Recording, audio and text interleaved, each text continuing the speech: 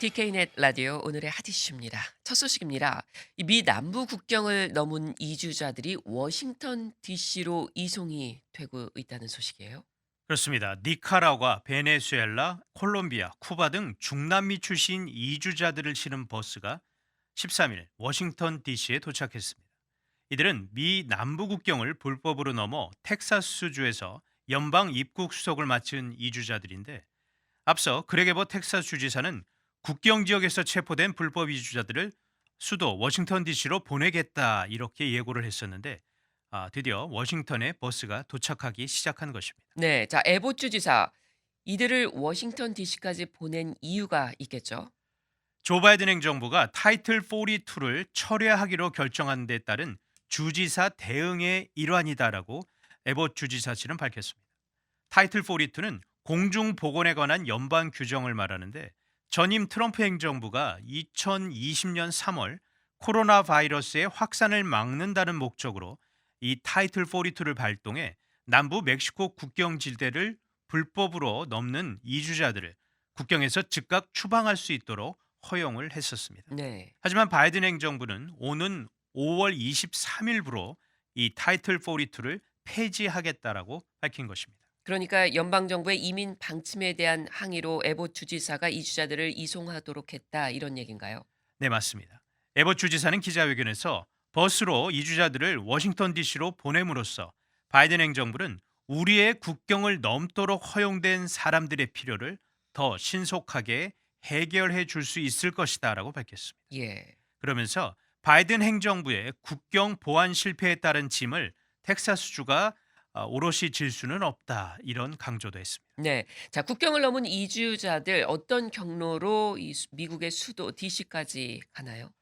네, 먼저 35명의 불법 이주자를 태운 첫 번째 버스는 텍사스주 국경 도시인 델리오를 출발을 했고, 13일 워싱턴 DC 연방의회 의사당에서 불과 몇 블록 떨어진 곳에 이 첫 번째 버스가 도착을 했고, 어제 또 버스 이송이 계속 이어졌습니다. 네.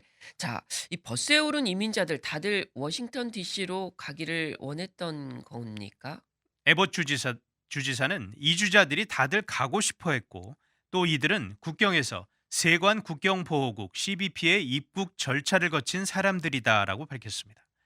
앞서 지난주 에봇 주지사가 불법 이주자 이송 계획을 처음 발표했을 당시 원하지 않는 사람을 강제로 워싱턴 DC로 이송할 경우 연방법에 위배될 수 있다라는 비판도 있었습니다. 에봇 주지사가 이 부분에 대해 문제가 없다는 점을 에둘러서 밝힌 것입니다. 그렇군요. 이 워싱턴 DC에 이주자들이 도착했는데 그 이후에는 어떻게 된 겁니까? 버스에서 내려 자유롭게 흩어졌습니다. 네. 언론 보도에 따르면 이주자들 가운데 워싱턴 DC에 있는 가족과 합류한 경우도 있고, 다른 도시로 이동할 계획인 사람들도 있다고 합니다. 하지만 최종 목적지가 어디든 이들은 이민 수속을 계속 진행하기 위해서는 이민 세관 집행국 IC에 이동 상황을 반드시 보고해야 하는 의무가 있습니다. 네. 자, 그레게보 텍사스 주지사 계속해서 이 텍사스 남부 국경을 통해서 넘어오는 이주자들을 워싱턴 DC로 보낼 예정인 건가요? 그렇습니다. 일회성이 아니라 에버 주지사는 전세 버스 외에 전세 비행기까지 동원해 더 많은 불법 이주자들을 DC로 이송할 계획이다라고 밝혔습니다. 그렇군요. 자, 이렇게 남부 국경 이주자들을 이동시키고 있는 데 대한 반응도 궁금한데요. 젠사키 백악관 대변인은 에버 주지사의 이번 조처는 선전 홍보 활동이다라고 일축했습니다. 공화당 소속으로 보수 성향이 상당히 강한 에버 주지사는 이민 정책을 비롯한 각종 연방 정부 정책에 반대 의사를 표하면서 바이든 정부와 아주 대립각을 세워왔는데, 네. 인권단체인 미국 시민자유연맹 ACLU 텍사스 지부 측도 에버 주지사의 이번 조처는 분명히 정치적인 동기가 있다라고 지적했습니다. 공화당 내에서도 비판의 목소리가 나왔습니다. 텍사스 주의회 맷 셰퍼 공화당 의원은 이번 조처는 관심을 끌기 위한 술책에 불과하다라고 비판 목소리를 냈습니다. 네.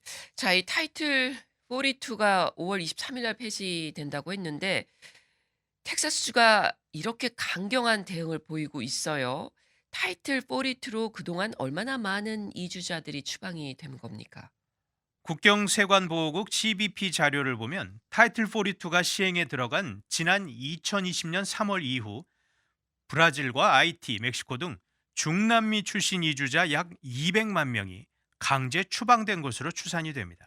그런데 대부분 이 추방된 자들은 이 타이틀 42의 적용을 받은 것으로 보입니다. 네. 이 타이틀 42로 즉각 추방이 될 수 있잖아요. 그런데도 남부 국경을 넘는 사람들이 여전히 많다고요. 맞습니다. 팬데믹이 시작되기 한 해 전인 지난 2019년 2월 남부 국경을 넘다 CBP에 체포된 사람이 약 7만 6,500여 명이었습니다. 그리고 타이틀 42가 시행에 들어가기 직전인 2020년 2월에는 그 수가 약 3만 7천 명으로 줄었습니다. 네. 하지만 코로나 팬데믹이 기승을 부리던 2021년엔 그 수가 10만 명을 훌쩍 넘었고 올해 2월에는 약 16만 5천 명까지 갔습니다. 그리고 이 가운데 9만 1,500여 명이 추방이 됐고 나머지 사람들은 이 망명 신청이나 인도적 입국 절차를 현재 기다리고 있습니다. 예. 이 타이틀 42가 해제되게 되면 불법 입국자가 더 늘어날 것이다. 이런 전망도 나오고 있죠. 그렇습니다. 따라서 에봇 주지사는 지난주 이주자들을 워싱턴 DC로 이송하는 조처 외에 또 다른 국경 정책을 발표를 했었습니다. 네. 멕시코와 남부 국경을 통과하는 차량의 검역을 강화하겠다라는 방침입니다. 에봇 주지사는 미입국자나 마약 밀매를 색출하기 위해 차량 검문 검색 강화는 반드시 필요한 조치다라고 밝혔습니다. 예. 이 검역 조처로 인해서 지금 남부 국경이 혼잡한 상황이라고 하던데요. 그렇습니다. 미국과 멕시코를 잇는 중요한 교역로죠. 파 레이노사 국제다리가 현재 트럭들로 가로막혀 있습니다. 지난 월요일부터 주 보안 당국이 텍사스로 들어오는 모든 트럭들을 세워서 검색을 하자 이에 항의하기 위해 멕시코 트럭 운전사들이 다리를 막고 있는 것입니다. 이 다리를 통해 중남미산 농산물 그리고 자동차 부품 등 다양한 물품 교역이 이루어지는데 이 교역이 마비되면서 현재 물류 비용이 상당히 증가를 하고 있는 추세입니다. 네. 이런 상황에 대해 연방 정부의 대응은 어떻습니까? 백악관은 텍사스주의 검역 강화는 불필요한 조처다라고 비판합니다.